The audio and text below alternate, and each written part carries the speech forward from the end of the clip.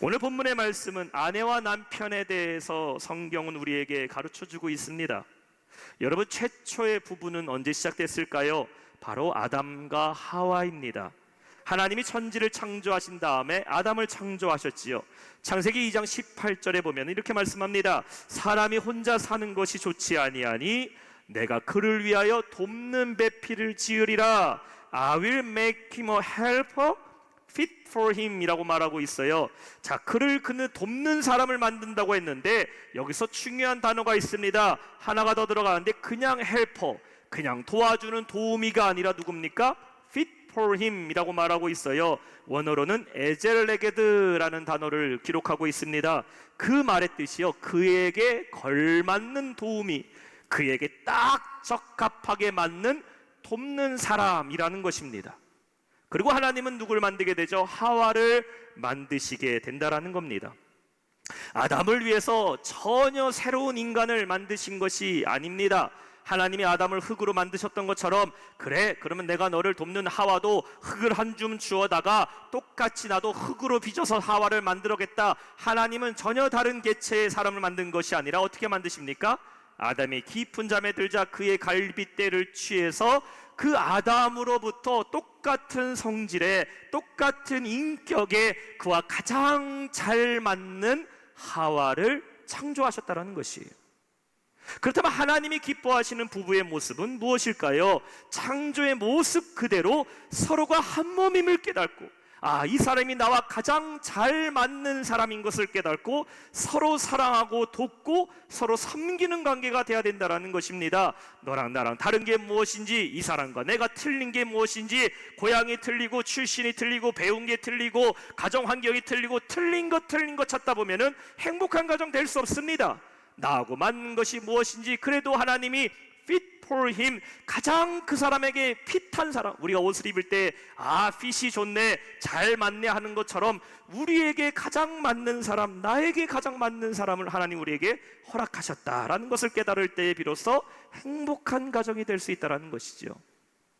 오늘날 많은 가정들이 깨어짐을 우리는 보게 됩니다. 가장 큰 문제는 젊은이들이 결혼이라는 것을 단순하게 생각해요. 그냥 감정에 의해서만 결정할 수 있다고 생각합니다. 너랑 나랑 좋으면 결혼하는 것이지, 난 너 지금 좋으니까 우리 결혼하자, 결혼을 단순히 감정으로만 생각을 합니다. 제가 얼마 전에 페이스북에서 재밌는 사진 하나를 보았어요. 한번 보여주시겠어요? 이런 사진입니다. 혼인신고 후 취소 불가. 이 동사무소에 나온 사진입니다. 혼인신고 후 취소 불가. 이게 참 웃기면서도 슬픈 현실의 사진 아닙니까? 요즘 혼인신고 한 다음에 오전에 혼인신고하고 오후에 기분 안 내킨다고 이거 다시 취소해달라고 찾아오는 젊은이들도 있고, 어저께 혼인신고했다가 오늘 오더니, 이튿날 오더니 나 혼인신고 무효하고 싶다고, 어떻게 하면 취소되냐고, 이렇게 할 수 있는 사람들이 많기 때문에 동사무소에 써붙여놨대요. 혼인신고 후 취소 불가. 결혼을 쉽게 결정해버리는, 그리고 헤어짐도 쉽게 결정해버리는 시대. 그만큼 결혼에 대한 것 참된 의미가, 가치가 이제는 많이 희석되었다는 것입니다. 미국에서는 이런 통계도 있어요. 반려견과 사는 기간이 부부가 사는 기간보다 이제는 더 통계적으로 길게 나왔다는 겁니다. 반려견을 키우면 한 사람이 보통 10년에서 길면 15년 키우죠. 근데 10년, 15년도 살지 못하는 부부들이 더 많이 있다는 것이에요. 얼마나 안타깝습니까? 물론 헤어짐에는 여러 가지 이유가 있겠지요. 상황과 아픔과 그 이유가 왜 없겠습니까? 그러나 우리는 하나님이 만드신 가정을 지키고 그리스도가 교회를 사랑하시는 것 같이 남편과 아내가 서로 사랑하는 가정의 회복이 우리 영락교회 모든 가정에 있기를 주님의 이름으로 축원합니다. 오늘 본문의 말씀은 남편과 아내의 관계에 대해서 말씀을 하고 있으면서 동시에 교회와 그리스도와의 관계, 또 성도와 그리스도와의 관계에 대해서 오늘 말씀하고 있습니다. 따라서 우리는 주님과 우리와의 관계, 여러분과 우리 그리스도의 관계를 이해하는 데 가장 좋은 비유는 말씀에서 전하고 있는 신랑과 신부의 관계를 보면은 나와 주님의 관계가 어떠한 관계인지를 우리는 이해할 수가 있고, 또한 반면에 신랑과 신부가 어떻게 사랑하고 어떠한 관계를 이루어져야 되는 것에는 그리스도가 우리를 어떻게 사랑하는지에 대해서 알게 되면 우리는 그것을 배울 수 있게 된다는 것입니다. 그래서 오늘 본문의 32절은 말씀하고 있어요. 이 비밀이 크도다. 나는 그리스도와 교회에 대하여 말하노라 라고 말씀하고 있습니다. 따라서 오늘 우리가 말씀을 통하여 신랑 되신 주님이 우리를 어떻게 사랑하고 계시고, 우리는 그 주님과 연합한 또 신부의 삶을 어떻게 살아가야 할지를 깨닫고, 그 주님의 사랑의 관계가 여러분의 가정 가운데 그대로 회복되는 역사가 있기를 주님의 이름으로 축원합니다. 오늘 말씀의 첫 번째는 복종하라입니다. 복종하라. 자, 22절과 23절 말씀이에요. 아내들이여 자기 남편에게 복종하기를 주께 하듯 하라. 이는 남편이 아내의 머리됨이 그리스도께서 교회의 머리됨과 같음이니 그가 바로 몸의 구주시니라.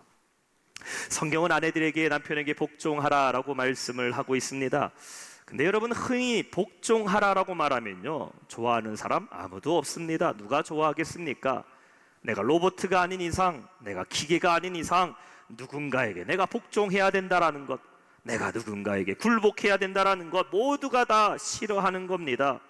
강아지들도 산책하는 것을 이렇게 보다 보면요, 주인이 가라는 대로 가는 강아지가 있는가 하면 끝까지 고집 피우는 강아지들도 있더라고요.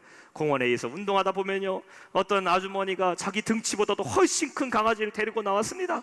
이거는 강아지를 산책하는 것인지 아니면 자기가 산책을 하러 나온 것인지 헷갈립니다. 강아지를 끌고 가려 해도요, 절대 안 갑니다. 풀숲에 들어간다고, 나는 안 간다고 그 자리에 주저앉아 버려요. 동물도 보니까요, 자기가 좋아하는 것에는 복종하지만 싫어하는 사람에게, 가기 싫은 곳에는요 복종하지 않는다라는 겁니다. 자, 근데 여기서 복종하라라는 말은 무엇을 의미하는 것일까요? 원어를 보게 되니까 휘포타소라는 단어를 썼어요. 영어로는 서미링이라는 단어를 쓰게 됩니다. 말 그대로 복종하다, 굴복하다라는 것이에요. 그러나 이 복종은 상대방의 강압에 의해서, 힘에 의해서, 혹은 폭력에 의해서 어쩔 수 없이 복종하고 어쩔 수 없이 굴복하는 그러한 복종이 아닙니다. 21절 앞절의 말씀 한번 보세요. 그리스도를 경외함으로 피차 서로 복종하라 라고 말씀하고 있습니다. 상대방의 폭력이나 위협에 의해서 자유가 박탈되고 무서워서 권리가 박탈된 상태에서 그냥 무조건적인 복종을 요구하는 것, 그러한 복종이 아니라는 것입니다. 이 복종은 스스로 자발적으로 하는 복종, 자발적으로 인정하여 사는 순종을 말하고 있다라는 것이에요. 여러분, 우리 예수님은 한 번도 강압적으로 우리를 굴복시키신 적이 없어요. 너 복종 안 하면 내가 혼낸다, 내 복종 안 하면 내 모든 권력과 힘을 이용해서 너 가만두지 않을 거야, 우리 주님 그렇게 하시지 않았어요. 오히려 우리 주님은 낮아지고 겸손의 자세로 십자가의 죽으심으로 우리를 높여주셨습니다. 복종은 강압으로 이루어지는 것이 아니에요. 섬김과 사랑과 겸손을 통해 자발적으로 이루어질 수밖에 없는 겁니다. 모든 것을 내어주신 주님 앞에 복종할 때에 주님이 여러분을 높여주시고 존귀히 여겨주실 줄로 믿습니다. 철학에서는 사랑을 이렇게 정의합니다. 인간은 에로스에 의하여 태어나고 스트로기에 의하여 양육을 받으며 필리아에 의하여 다듬어지고 아가페에 의하여 완성이 된다라는 말이 있습니다. 사랑의 네 가지 종류가 나오게 되죠. 에로스란 사랑이 나옵니다. 남녀 간의 이상적인 사랑이죠. 여인들 남성들에게 물어보죠. 당신의 이상형이 뭡니까? 라고 물어볼 때 그 이상적인 사람, 그 사람과 나누는 사랑이 에로스의 사랑입니다. 스트로게라는 것은 부모와 자식 간의 사랑입니다. 아이를 낸 어머니에게 당신의 아기를 사랑하십시오, 당신의 아기 정말 사랑해야 됩니다, 그렇게 가르쳐주지 않아도 내가 품은 아이, 내가 낳은 아이를 어머니는 자연스럽게 사랑할 수밖에 없습니다. 이것이 바로 스트로게의 사랑, 부모와 자녀에게 있는 사랑입니다. 그리고 필리아의 사랑이 있죠. 친구와의 우정을 나누는 끈끈한 사랑입니다. 10년, 20년 지기 친구와 말하지 않아도 서로 대화가 통할 수 있는 그러한 우정의 사랑이 필리아예요. 그렇다면 아가페는 무엇일까요? 완성적인 사랑이죠. 무흠한, 결정이 하나도 없는 무조건적인 사랑, 어떠한 이유도 조건도 에로스의 사랑보다도 훨씬 더 크고 부모와 자식 간의 사랑보다도 훨씬 더 크고 친구와의 우정과도 비교할 수 없는 사랑이 바로 아가페, 모든 것을 다 내어주는 사랑이라는 겁니다. 오늘 본문에 그리스도께서 교회를 사랑하시고 에서 나오는 사랑은 바로 아가파오, 아가페라는 원어로 기록이 되어 있어요. 절대적인 사랑, 변치 않는 사랑이라는 것입니다. C.S. 루이스의 4가지 사랑이라는 책이 있습니다. 이 책에 보면은 우리가 사랑을 하기 위해서는 2가지의 준비 작업이 필요하다라고 말을 합니다. 첫 번째는 은혜적 사랑, gift love가 필요하고, 두 번째는 필요적 사랑, need love가 필요하다라고 말을 합니다. 자, 은혜적 사랑이란 것은 무엇일까요? 부모가 아무런 대가 없이 자녀에게 사랑을 베풀어 주는 것이지요. 은혜적 사랑입니다. 아무런 대가도 요구하지 않고 베풀어 주는 그 사랑, 자격 없는 자에게 주는 사랑이 바로 일방적인 사랑, 은혜적 사랑입니다. 우리가 하나님으로부터 받은 사랑은 어떠한 사랑입니까? 여러분, 우리는 주님으로부터 은혜적 사랑을 받은 사람임을 믿으시기 바랍니다. 사랑받을 자격이 있는 것도 아니고 그 큰 사랑을 갚을 수 있는 능력도 아닌데, 주님이 우리를 사랑하셔서 우리가 앞서 불렀던 찬양과 같이 하나님 크신 사랑은 측량다 못하고 은혜적 사랑이죠. 그 사랑을 우리에게 베풀어 주셨다라는 것이에요. 두 번째, 필요적 사랑은 무엇일까요? 반면에 다른 의미가 될 수 있어요. 어린아이가요, 두려운 대상을 피해서 엄마의 품을 찾아가게 됩니다. 젖먹이 아기가 배고프게 되면요, 가장 먼저 누구를 부릅니까? 엄마의 사랑을 찾아요. 즉, 자신의 필요를 얻기 위해서 구하는 사랑이 필요적 사랑이라는 것입니다. 은혜적 사랑과 필요적 사랑이 필요하다라고 말하고 있어요. 우리가 하나님을 사랑한다라는 것, 하나님의 사랑을 받는다라는 것도 이와 같은 겁니다. 여러분, 우리는 주님으로부터 은혜적 사랑을 받았어요. 에베소서 2장 8절 말씀을 보세요. 너희는 그 은혜에 의하여 믿음으로 말미암아 구원을 받았으니 이것은 너희에게 난 것이 아니다. 너희가 갚을 수 있는 것도 너희가 잘해서, 너희가 잘나서 준 것이 아니라 뭐라고 말씀합니까? 이것은 하나님의 선물이다 라고 말씀하고 있어요. 하나님의 선물. 주님은 조건 없이 우리를 사랑하셨습니다. 조건 없이 우리를 구원하셨어요. 따라서 누구든지 예수를 믿기만 하면은 구원을 선물로 받게 됨을 믿으시기 바랍니다. 반면에 우리는 주님께 필요적 사랑을 하라는 것이에요. 즉, 주님의 사랑이 필요한 존재라는 것을 여러분 스스로가 느껴야 된다는 것이에요. 어린아이가 엄마의 품을 찾듯이, 젖먹이 아기가 엄마의 사랑을 구걸하고 있듯이, 우리는 하루하루를 살아갈 때 하나님, 나는 하나님의 사랑 없이는 살 수 없다고 하나님께 사랑을 구하는 필요적 사랑을 하라는 것입니다. 사랑한다고 하면서도 그 사랑의 필요를 느끼지 못하고 살아가는 사람들이 있어요. 부부가 서로 사랑한다고 하지만 서로의 사랑을 필요로 하지를 않습니다. 서로 사랑한다고 말은 하지만 그 속마음은 이렇게 말하죠. 난 당신 없어도 잘할 수 있다고, 당신이 없어 도움 없어도 나는 잘 살아갈 수 있다고 말하면은 과연 그들은 서로를 사랑하는 관계라고 말할 수가 있겠습니까? 그렇지 않다라는 것이죠. 가정 안에서 우리가 회복돼야 되는 사랑도 바로 이거예요. 아내의 사랑을 좀 필요로 하세요. 남편의 사랑을 필요로 하세요. 아내가 없으면은 절대로 나는 살 수 없을 것 같다고, 내가 내 남편 없으면은 절대 못 살 것 같다고, 나는 내 자녀가 없으면은 못 살 것 같다고, 내 부모님 안 계시면은 못 살 것 같다고, 온 가족이 필요적 사랑을 구하다 보면은 결국 우리는 사랑 안에 서로를 베푸는 삶을 살아가게 된다는 것입니다. 우리는 주님의 사랑이 없으면, 주님의 은혜가 없으면 하루도 살아갈 수가 없는 자들이에요. 26절과 27절 본문에 말합니다. 이는 곧 물로 씻어 말씀으로 깨끗하게 하사 우리를 거룩하게 하시고 자기 앞에 있는 영광스러운 교회로 세우사 티나 주름 잡힌 것이나 이러한 것들이 없이 거룩하고 흠이 없게 하려 하시리라. 우리는 누구로부터 완전해질 수 있다고요? 오직 예수님으로만 완전해질 수 있다는 것이에요. 신부는 신랑의 사랑으로 온전해질 수 있습니다. 사랑받는 신부가 빛을 발할 수가 있어요. 성도는 그리스도로만 온전해질 수 있음을 믿으시기 바랍니다. 주님의 사랑 받아야 여러분의 얼굴에 빛이 나는 거예요. 주님의 사랑 깨달아야 살만 나는 겁니다. 주님의 사랑을 느껴야 오늘도 내가 그 사랑 의지하면서 살아가게 되는 것이에요. 성도는 그리스도의 사랑으로 온전해지고 교회는 그리스도의 사랑으로 영광스러운 교회가 되는 겁니다. 오직 주님만 사랑하고 주님으로부터 받는 그 은혜와 사랑을 날마다 구하며 살아가는 우리 모두 성도 되시길 주님의 이름으로 축원합니다. 마지막 말씀의 세 번째는 무엇일까요? 하나 되라입니다. 한번 따라해 봅시다. 하나 되라. 31절 말씀 한 목소리로 읽습니다. 시작. 그러므로 사람이 부모를 떠나 그의 아내와 합하여 그 둘이 한 육체가 될지니.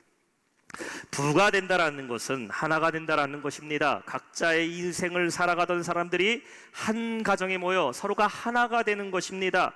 그러다 보니까요, 맞춰야 되는 것들도 많고 때로는 포기해야 되는 것들도 있지요. 나 혼자 살 때는 내가 전부였습니다. 내가 하고 싶은 대로 사용하고 내가 하고 싶은 대로 살고 내가 갖고 싶은 건 다 살면서 살았지만, 하나가 되다 보니까 내가 주장하는 것도 이제는 함께 주장하는 것이 돼야 되고, 내가 갖고 싶은 것도 이제는 함께 갖고 싶어야 하는 것이 돼야 되고, 어떠한 중심, 내 중심으로 살다가도 이제는 서로가 중심이 되는 삶을 살아야 된다는 것입니다. 성도는 누구와 하나가 되어야 될까요? 여러분, 우리는 그리스도와 하나가 되어야 될 줄로 믿습니다. 한번 따라합시다. 예수님과 하나 되자. 그렇죠. 우리는 주님과 하나 되어야 돼요. 신랑과 신부가 하나 되어 연합하듯이 교회와 그리스도가 하나 되어 연합되어야 되고, 성도는 그리스도와 하나 되어 연합해야 된다는 것입니다. 우리 예수님이 이 땅에 오신 이유가 무엇일까요? 주님이 왜 내려오셨어요? 하늘에 계신 하나님께서 낮고 천한 인간의 몸으로 내려오신 이유는요, 한 가지입니다. 주님은 우리와 하나 되고자 하셨다는 것이에요. 요한복음 1장 14절에 말씀합니다. 말씀이 육신이 되어 우리 가운데 거하시매 라고 말하고 있어요. The word became flesh and dwelt among us 라고 말하고 있어요. 이 among us가 무슨 말입니까? 함께 하다라는 거예요. 함께 생활하고 함께 운행하고 함께 동행하시다라는 겁니다. 여러분, 주님은 우리와 함께 하시기 위해서 이 땅에 오심을 믿으시기 바랍니다. 그분은 우리와 함께 사셨고, 우리 인간의 모든 고통과 아픔을 주님은 직접 다 그대로 체험하시고 느끼셨다라는 것이에요. 그 주님이 우리에게 뭐라고 말씀하고 계셔요? 내 안에 거하라 라고 말씀하고 있습니다. 요한복음 15장 4절 말씀 보세요. 내 안에 거하라, 나도 너희 안에 거하리라. 15장 7절에도 말씀하고 있어요. 너희가 내 안에 거하고 내 말이 너희 안에 거하면 무엇이든지 원하는 대로 구하라, 그리하면 이루리라 라고 말씀합니다. 한 드라마의 명대사도 이런 대사가 있더라고요. 내 안에 너 있다. 그 대사에 많은 여성들의 마음이 울렸어요. 내 안에 너 있다. 근데 이 대사는요, 드라마 작가가 쓴 게 아닙니다. 이미 예수님이 말씀하신 거예요. 내가 너희 안에 있고 너희는 내 안에 있다. 너희가 내 안에 있다. 부부는 이런 겁니다. 서로가 서로 안에 있는 거예요. 그 안에 남편 안에 아내가 있고 아내 안에 남편이 있어요. 그래서 서로의 감정을 공유합니다. 아픔도 공유해요. 기쁨도 공유해요. 슬픔도 함께 나눠요. 그 삶의 필요도 함께 느껴져요. 아픔도 느껴지는 것이 서로가 서로 안에 있다라는 것 아닙니까? 그리고 내가 서로를 존귀하게 여기는 것, 내가 내 자신이 귀한 것 안다면 내 안에 있는 내 아내도 귀한 것으로 여기는 것, 내 남편 귀하게 여기는 것, 이것이 바로 부부가 하나 되는 것, 서로가 서로 안에 거하는 거라는 겁니다. 마찬가지입니다. 주님이 내 안에 거하시면 어떠한 일이 일어나게 됩니까? 여러분이 주님 안에 있으면 어떠한 일이 일어나요? 주님이 여러분이 느끼는 모든 것을 다 느끼신다라는 것이에요. 이게 얼마나 큰 위로이고 얼마나 큰 은혜의 말씀입니까? 내가 가끔 원통한 일을 만날 때에, 슬픈 일을 만날 때에, 어려운 일을 만날 때에, 육신의 고통에 빠졌을 때에, 관계의 문제에 빠졌을 때에 내 안에 계신 주님이 그것을 똑같이 느끼신다라는 것이에요. 살아가다 보면 이럴 때 있잖아요. 우리 원통한 일 만날 때가 있습니다. 누가 내 마음 좀 헤아려줬으면 하는 때가 있어요. 그때는 남편도 위로가 안 될 때가 있어요. 자녀도 내 마음 모를 때도 있습니다. 그러면서 혼자 가슴을 치면서 말하죠. 아이고, 누가 좀 내 마음 좀 알아줬으면 좋겠다. 남편들은 안 그렇습니까? 남편들도 그래요. 사업과 직장에서 아내들한테 얘기할 수 없고 자식들에게 말하지 못하는 남모른 고민들이 있습니다. 이러한 고민들 말할 수 없어요. 그러면 혼자 가슴 치면서 하늘 바라보면서 한숨 쉬잖아요. 아유, 내 마음 좀 누가 좀 알아줬으면 좋겠다. 여러분, 그런데 그 마음 알아주는 사람이 있어요. 누굽니까? 내 안에 계신 주님이 여러분의 마음을 헤아리심을 믿으시기 바랍니다. 주님이 그 마음을 공감하신다라는 거예요. 공감하신다. 히브리서 4장 15절과 16절 말씀합니다. 우리에게 있는 대제사장은 우리의 연약함을 동정하지 못하실 리가 아니시오. 모든 일에 우리와 똑같이 시험을 받으신 이로되 그는 죄가 없으시니라. 그러므로 우리는 긍휼하심을 받고 때를 따라 돕는 은혜를 얻기 위하여 은혜의 보좌 앞에, 주님 앞에 담대히 나아갈 것이니라. 주님이 여러분의 연약함을 동정하신대요. 내 마음의 원통한 아픔을 내 안에 계신 주님이 똑같이 느끼신다는 겁니다. 누구의 마음? 주님과 함께하는 신부의 마음.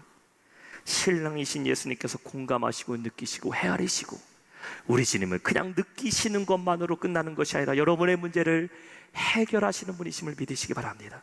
우리 이 믿음이 있어야 돼요. 그렇기 때문에 우리는 주님과 함께 해야 됩니다. 따라합시다. 다시 한번. 예수님과 함께 하자. 주님과 한 몸이 돼야 돼요. 이제 내가 사는 건 아닙니다. 내 안에 그리스도와 함께 살아가는 겁니다. 나는 그리스도 안에 살고 주님은 내 안에 살아갈 때에, 그걸 믿고 살아갈 때에 하나 되신 우리 주님께서 여러분의 삶을 책임지시고 보호해 주실 줄 믿습니다. 그리고 사랑으로 인도해 주실 거예요. 부부가 서로가 사랑으로 한마음 되듯이 우리도 주님과 한 몸이 되어 하나 되는 삶을 살아가는 우리 모두 영락의 성도 되시길 주님의 이름으로 축원합니다. 오늘 말씀을 맺도록 하겠습니다. 성경은 예수 그리스도는 우리의 신랑이고 교회와 우리는 그의 거룩한 신부라고 말씀하고 있습니다. 결혼하신 분들, 결혼할 때 그 날을 기억하십니까? 내가 사랑하는 사람과 만나서 한 가정을 이루게 되는 날. 저는 이곳에서 기도했습니다. 이 성전에서 기도를 했는데, 제가 결혼식 때를 생각하게 되면요, 그때 얼마나 숨 막히고 떨렸는지 모릅니다. 숨이 막혔던 것은 그때 제가 빌렸던 턱시도가 좀 작았습니다. 그래서 옷이 좀 타이트해서 숨 막혔고요. 또 뿐만 아니라 떨렸어. 이거 남편이 되고 됐는데, 또 가정의 아버지가 될 텐데, 결혼 생활 잘해야 되는데, 내 아내 와이프 잘 먹여 살려야 되는데 떨렸습니다. 가끔 저희 사모가요, 결혼식 때 이야기를 할 때가 있습니다. 저희도 부부싸움 할 때가 있잖아요. 젊은 시절 많이 싸웠습니다. 다투다 보니까요, 저희 아내가 싸울 때마다 원통하듯이 이 얘기하더라고요. 원통하듯이 저에게, 내가 결혼식 때 남편에게 순종하기로 하나님께 서약만 안 했어도 라고 말을 끝냅니다. 제가 그 말 듣고 교회에서 결혼식한 게 얼마나 감사한지, 목사님 앞에 남편은 아내를 사랑하고 아내는 남편에게 순종하겠다, 그 서약 때문에 우리 사모가 많이 참더라고요. 많이 참아요. 참, 여러분 결혼식 할 때 꼭 목사님 모시고 예배 드려야 됩니다. 사랑하는 사람과 만나서 결혼하는 것도 참 이렇게 설레이고 행복한 일인데, 생각해 보세요. 사랑하는 우리 예수님과 함께 살아가는 것, 나에게 모든 것을 내어주신 그 주님과 함께 내가 살아가는 것, 우리의 삶을 책임져 주시고 인도하시는 예수님이 내 안에 계신 것만으로도 얼마나 행복합니까? 얼마나 행복합니까? 말하지 않아도 알으시고, 침묵하고 있어도 내 감정을 다 헤아리시고, 혼자 애쓰고 고생하는 것 같지만 주님이 뒤에서 응원하시면서 내가 안다, 힘내라, 내가 네 안에 있다, 함께한다. 그 주님이 나와 함께 하시는 것만으로도 우리는 주님의 아름다운 신부들인 줄로 믿습니다. 신랑 되신 그 주님께 여러분의 삶을 맡기세요. 복종하세요. 우리 지금 단 한 번도 우리가 복종한다고 해서 우리 위에서 군림하시면서 마음대로 우리를 괴롭히시는 분이 아니십니다. 주님은 오히려 우리의 발을 씻기시고 흐르는 눈물 닦아주시고 병든 자 고치시고 억울한 자를 위해서 함께 울어주시고 원통하는 자 그 마음을 풀어주시고 살리시고 고치시고 회복하시는 주님이심을 믿으시기 바랍니다. 그분께 삶 맡기면 주님이 해결해 주십니다. 그리고 주님과 하나 되어 사랑 가운데 거하며 신랑 되신 주님이 내 안에 있고 주님과 함께 동행함으로 영원한 천국, 그 영원한 혼인잔치로 다 함께 올라가는 주님의 거룩한 신부들로 살아가는 우리 모두 영락의 성도 되시기를 주님의 이름으로 축원합니다.